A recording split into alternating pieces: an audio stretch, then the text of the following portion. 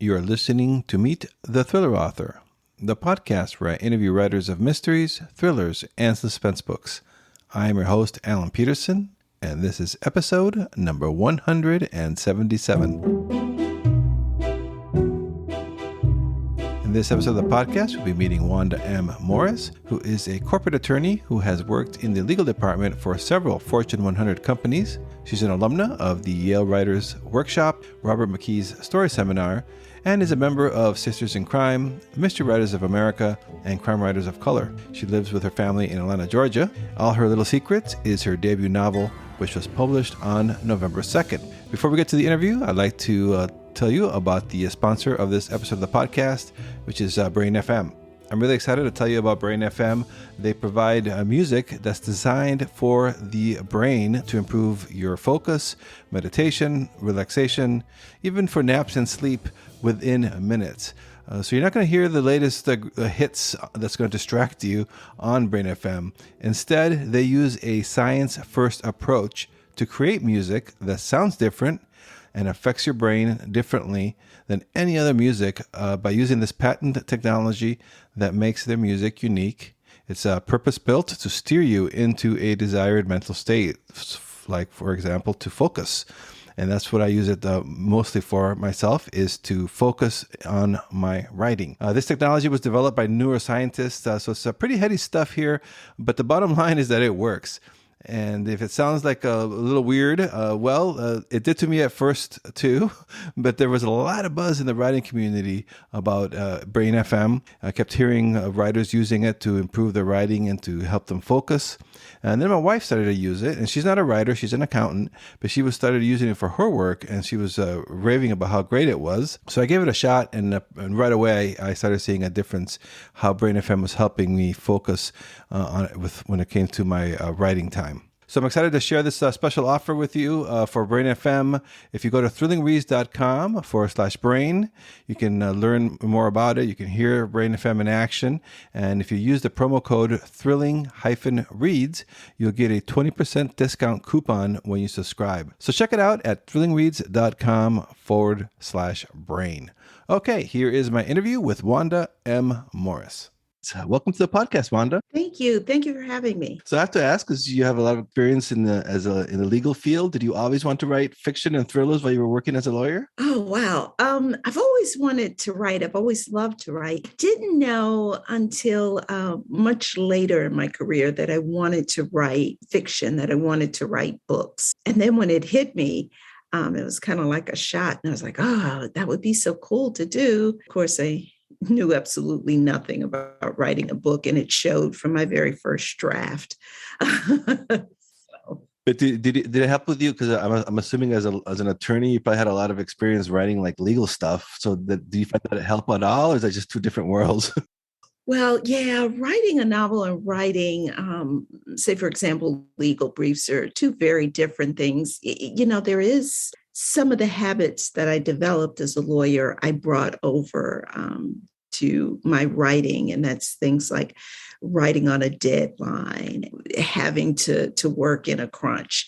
I think that helped me a lot. But just the idea of creating original stories, yeah, that was kind of different. But I think the difference is that, as a novelist, you get to create your own facts and create your own world, whereas writing as an attorney, you're kind of limited to the facts that you have. And so, yeah, that was, it took some getting used to. It also took some courses and workshops and things like that, just so that I could learn things like, characterization and pacing and story structure. So yeah, it was good though. I enjoyed. And were you a fan of thriller and mystery genre as a reader before you decided to write your own book? Oh yeah, I've always been a fan of mysteries and thrillers in particular, long before I ever kind of say, yeah, I could actually write one of these. I just love books all my life, going to the library or the bookstore on occasion just was kind of like my highlight. I was that kid who, ask for books for Christmas instead of toys. So. Yeah, I was the same way. Like my favorite gift was a Barnes and Noble's gift card. Yeah, right, exactly. That was me. Yeah, and so I'm kind of curious too, because like All Her Little Secrets, and we'll get into that in a second here. But that's your debut novel, so I'm just kind of curious, how's it going? Has the book launch, has it been what you expected? Is it really different from you expected? Oh gosh, it has far exceeded anything that I ever could have expected. I kind of didn't know what to expect, and so I asked my friends, and they were all kind of like, soak it in. And it's not until you're actually in the midst of it that you actually put ideas and thoughts and things that you've worked on in solitary out into the world. So, yeah, it has been really exciting, really fun, really scary, just amazingly surreal. And so can you tell us a little bit about All Her Little Secrets? What's it about the characters? Sure. So, All Her Little Secrets is kind of the short synopsis. It's the story of a Black female lawyer who gets caught in a dangerous conspiracy after the death of her boss. Elise Littlejohn is the protagonist, and she seemingly has everything going for her. She's got this, well-paying job in Midtown Atlanta. She's got these great friends, but everything takes a turn one morning in January. She goes to the office for a meeting with her boss. And this is not a spoiler because it's like on page 2. But said boss is also someone she's been having an affair with. She finds him dead.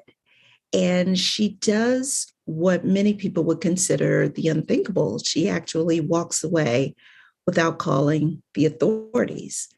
And the reason she does that is because she has a dark trunk of secrets that she's been keeping from everyone, including a small town past and a younger brother who spent some time on the other side of the law. Soon after the death, she is promoted to replace her boss in the executive suite. And it's there that she uncovers some shady dealings going on in the company. As she starts to dig into what is going on, all those secrets that she's held close to the vest start to bubble to the surface. And soon she is caught in this quagmire of trying to protect the brother that she tried to save years ago and stop a really sinister conspiracy. Yeah, and you tackle some big issues in your novel: racism, sexism, all these problems that we're having in America, or we've been having for forever, but that come to a head the last couple of years. Can you tell us about the importance? Was it important to you to incorporate these themes into your novel? And I'm kind of curious too about how you balance it, because those are pretty big themes, obviously. And then, but you're also writing an entertaining novel. How that all was it tough to balance all that? Well, it's interesting. I didn't set out specifically to say, yes, I'm going to cover X, Y, and Z issues. What I set out to do was to write the story of one Black female in America. And as a result, you get all these really tough issues because being Black and female in this country is still very, very difficult. Despite whatever progress we've made, I still feel like Black women, women in particular, are still the most, maligned and disrespected people on the earth. And so when I set out to write this book, I wanted to write her story and everything that is encapsulated in living and working as a Black female in this country. As a result, you get issues like sex discrimination and racism and all the other isms of being Black and brown in this country. With your law background, did that help shape the story? And are the characters based on any real people? Or is part of you in these characters? Well, I once read somewhere where someone said, there's a little bit of, every author in their book. And I think that's certainly true. There are some issues that I tackle in the book that come out of my lived experience. For example, being racially profiled in a store, being maligned or um, impeded, obstacles put in my way, sitting in corporate conference rooms. But,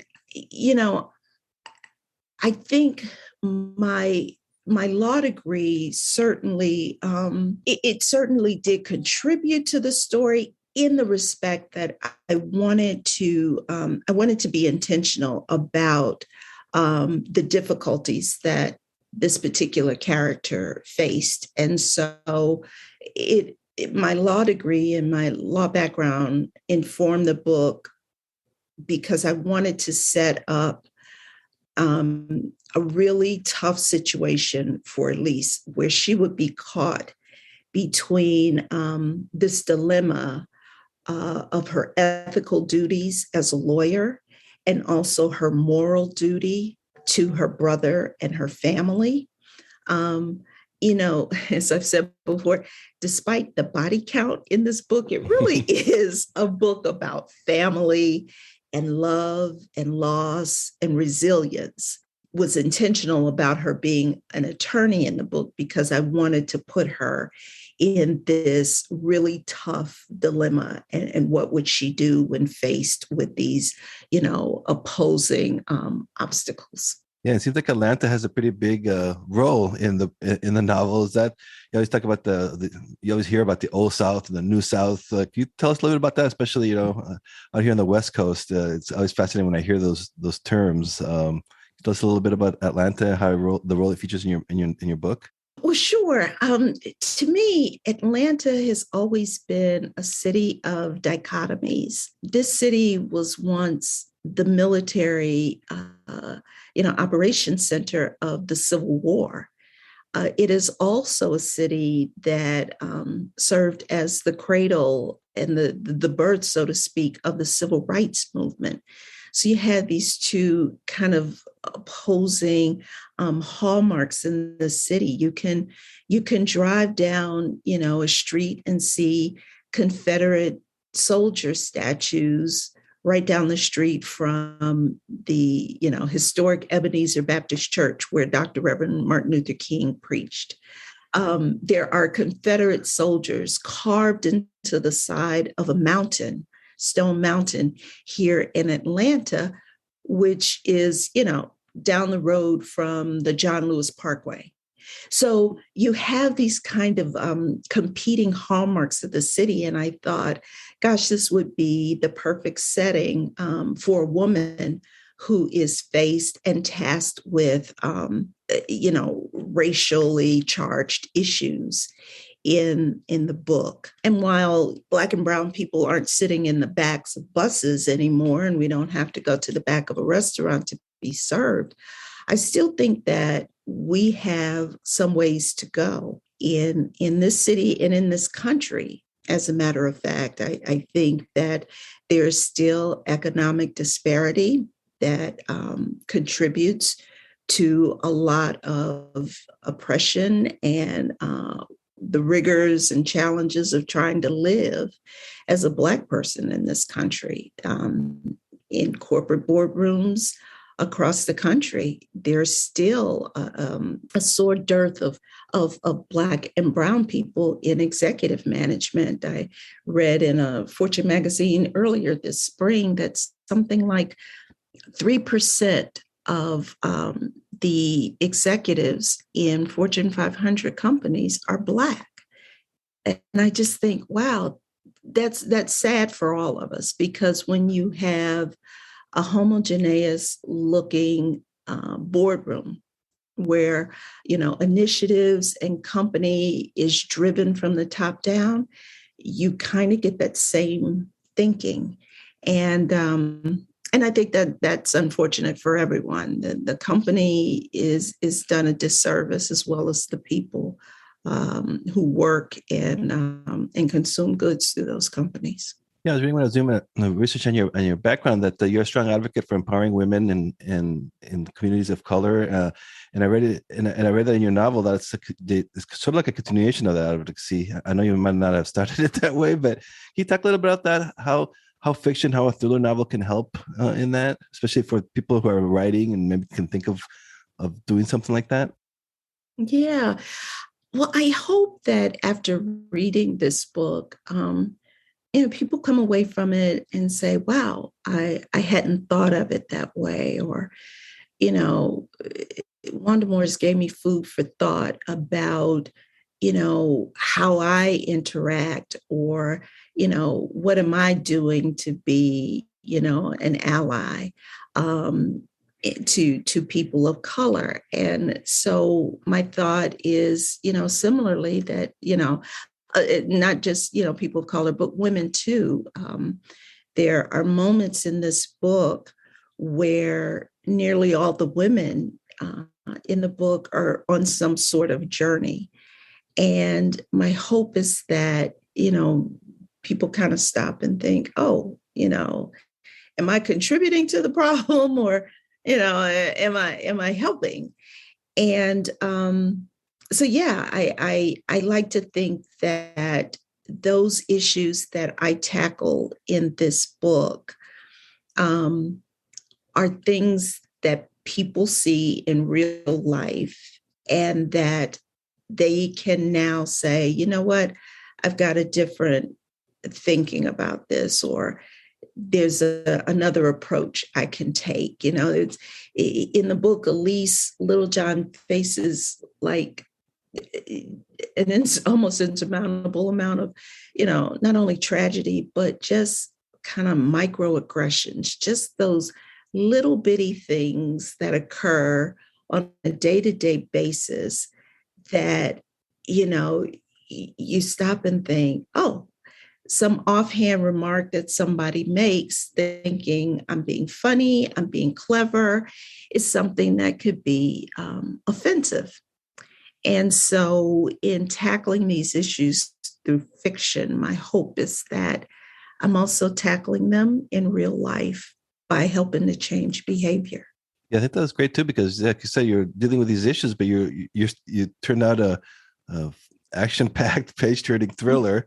So it's kind of neat how you like blended those two worlds, and still in a thriller. I think that's a really really cool outcome for you on your novel.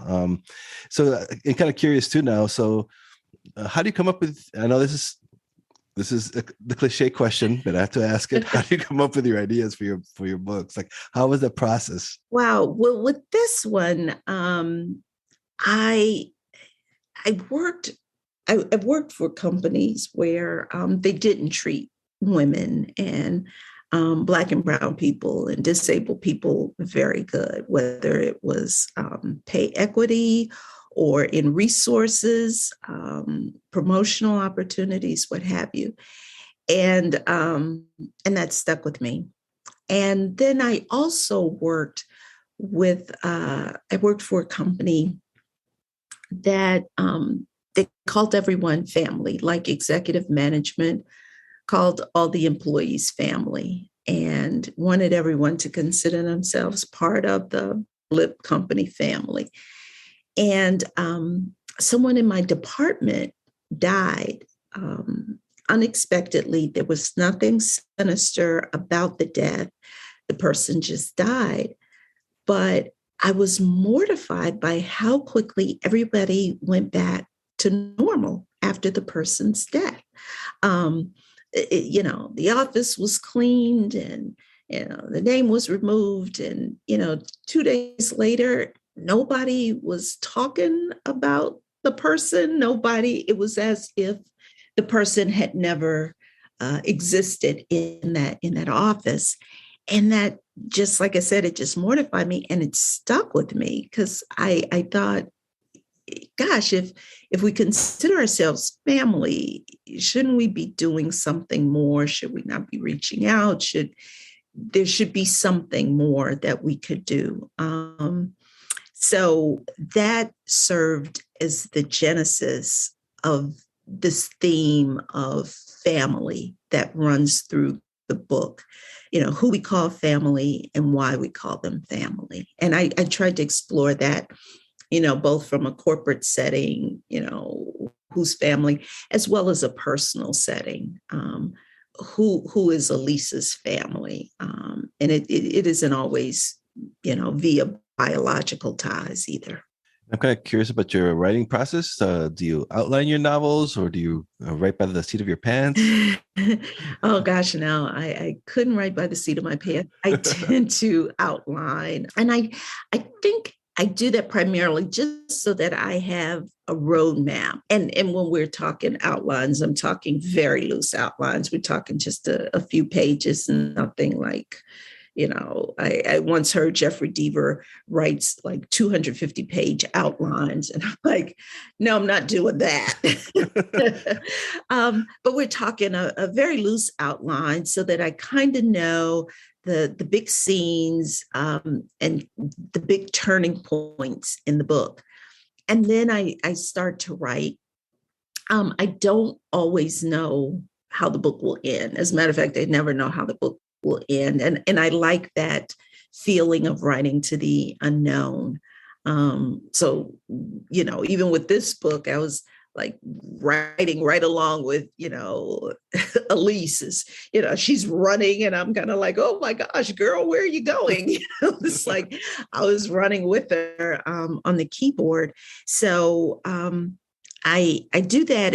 And certainly I'm not, hard and fast to the outline that I said. If the characters take me off in a different direction, I go with that. One of the characters in the book was a gentleman by the name of Juice. He's a friend of Elisa's brother. And he was supposed to be just like a, minor character in one scene. And after I wrote him in that scene, I thought, gosh, I really like this character a lot. I'd like to see him in other scenes. And so, that veered from the outline that I originally set for myself. But that was good because, I've heard from early readers who told me, oh my gosh, he's one of my favorite characters. So that's a good thing. I was wondering, how does your writing day look like, especially if you're balancing it with your legal career? Like when you're writing this, do you try to set specific times you're going to write, or do you have like word count goals? Well, I definitely work better in the mornings because my brain just feels fresher. And for example, when I was writing All Her Little Secrets, I would get up early before I had to get, my son up to get him ready for school. I would write in airports. If I weren't traveling and I was, working here from the office, this was in the before times, I would go to the library that was right around the corner from my job. And I would sit in the library every day for an hour to an hour and a half, and I would write. So it was difficult, but I found the time once I committed to the book, because I'd started this book 13 years ago, and then I put it away because I convinced myself it wasn't very good. People wouldn't want to read it. And so I put the book away for 7 years. And then 6 years ago, I picked it back up and I committed to finishing it. I was going to finish it. And once I started to get into it, I love the characters because the first draft was really bad. It was really bad. But I love the characters. I have always loved the characters. And so I committed to finishing it. And then once I got into it, I was writing, like I said, I was finding, various snatches of time to do it. And the more I wrote, the more I loved the characters. And so then I was like, maybe I could actually get this thing published. Now it took another 6 years. Course, but, yeah. All the rejections. Right? Oh my gosh. I'm telling you, I could paper, this wall behind me with all the rejections. It was just crazy. But I didn't give up because, like I said, I was just in love with these characters. I loved Vera, I loved Elise, I loved her brother Sam, all of them. I just said, there's something here, and so I kept going, and that's probably my one piece of advice for every writer out there. When you start to doubt yourself, just keep going. Just see where the next day's writing journey takes you, because you never know how close you are. You just never know. Yeah, that's amazing, because you said you started writing this 13 years ago, and now it's published by one of the HarperCollins, William Morrow, one of the big ones, publishing companies out there. So yeah, it's just that's a really cool trajectory that you've gone through. Yeah, and I'm a cover geek. I love the cover for All Her Little Secrets. So were you? How were you when you first saw that? Did he kind of explain that process for you? Because that's a really cool cover. Thank you. I love that cover too. Oh my gosh, I my publisher, asked me, well, what kinds of things do you want to see on the cover? And the one thing that I was certain I wanted to see is I wanted to see a Black woman on the cover. I thought that the book is so intertwined with the Black female experience that I wanted definitely a Black woman on the cover. And then I said I'd love to see a cover that would represent kind of the duality in the story, so to speak. The story is told in dual timelines. And so I was actually doing laundry, and my phone buzzed, and it was my agent. And she said, go check your email right now, like in all caps. And I was like, oh my gosh, they're canceling the book. Of course, that's where you go, right? Right. Your mind always takes you to the worst place. So, I ran to my computer and I pulled up, my email, and there sat that gorgeous cover. And I welled up, to tell you the truth. I was just like, oh my gosh, I was just stunned by how much that cover it's so striking, and it captures everything that I think this book is about. Ploy Serpent is the art director at HarperCollins, and she designed that cover. And she is a genius, because that, like I said, that cover covers that cover depicts everything that is truly in that book. The strong Black female, the innocence of a child, and gosh, I love that cover too. I love that cover. Yeah, it'll really make people stop when they're perusing through Amazon at a million miles a second. I was wondering too, with the on whether this is a part of a planned series, or is it a standalone? Right now, this is a standalone. I know that's disappointing to some people. If readers tell me, no, you got to tell me what happens with Elise after the story ends. And right now, it is just a standalone. I do really love those characters, though. I could very well see revisiting them again, but at the present time, it's just a standalone. It's not there's not a sequel in the works right now. And so what are you working on now, writing wise? What's next for you? So I'm working on another thriller.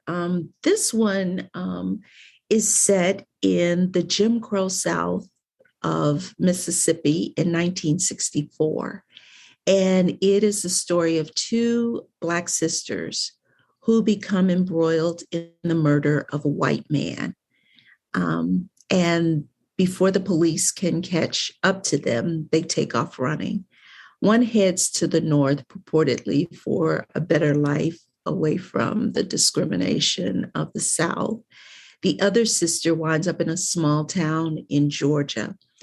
But what the sisters don't realize is that there is a man from Jackson, Mississippi, where they've run from, who knows what happened and is hot on their trail. And he's got some dark secrets of his own and a really dark motive to find them. Oh, that sounds good. And was it? Did you find that challenging writing a back in a novel set in the '60s versus a contemporary novel? Was there different challenges on that? Yeah, that one was a bit more challenging than my first book, but it was also a lot of fun to do because I, of course, had to do all this research about, 1964 Mississippi and 1964 Ohio, where one of the sisters runs away to.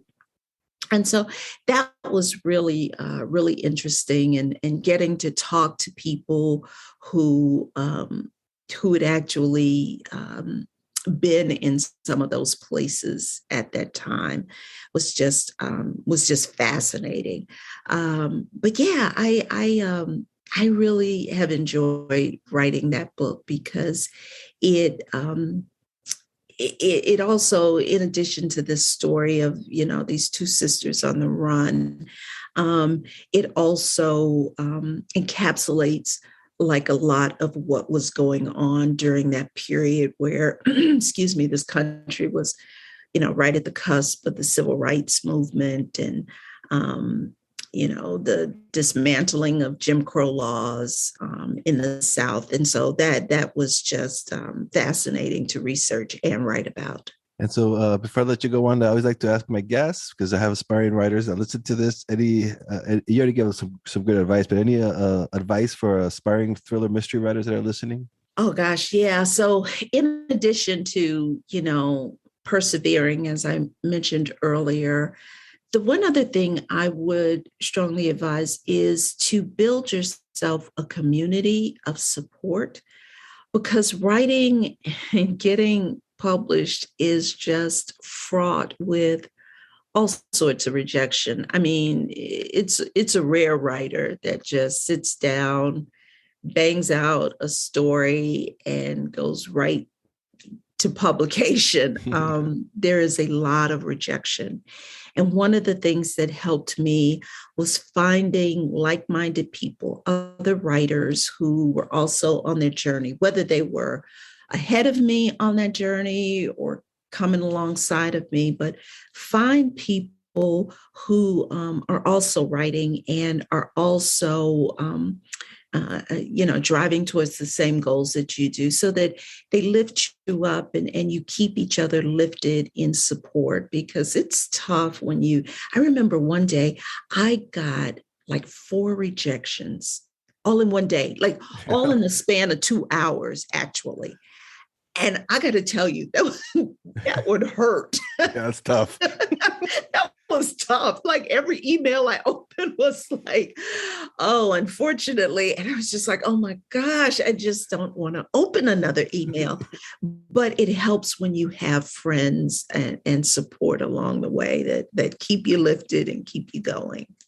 And I saw from your website that you're a member of Sisters in Crime. I hear a lot of good things about that organization from other guests. Oh gosh, yeah.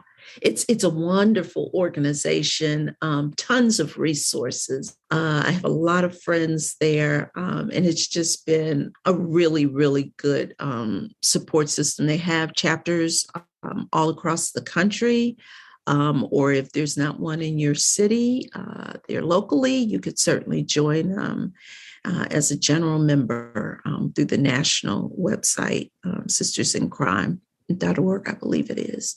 I'm also a member of Mystery Writers of America and Crime Writers of Color, all great support systems. I heed your writers who are listening to join these communities, because you can't even pay back all the wealth that you get from them. It's amazing. Yeah, that way you know that you're not alone with the imposter syndrome and all that stuff that we go as writers. Right.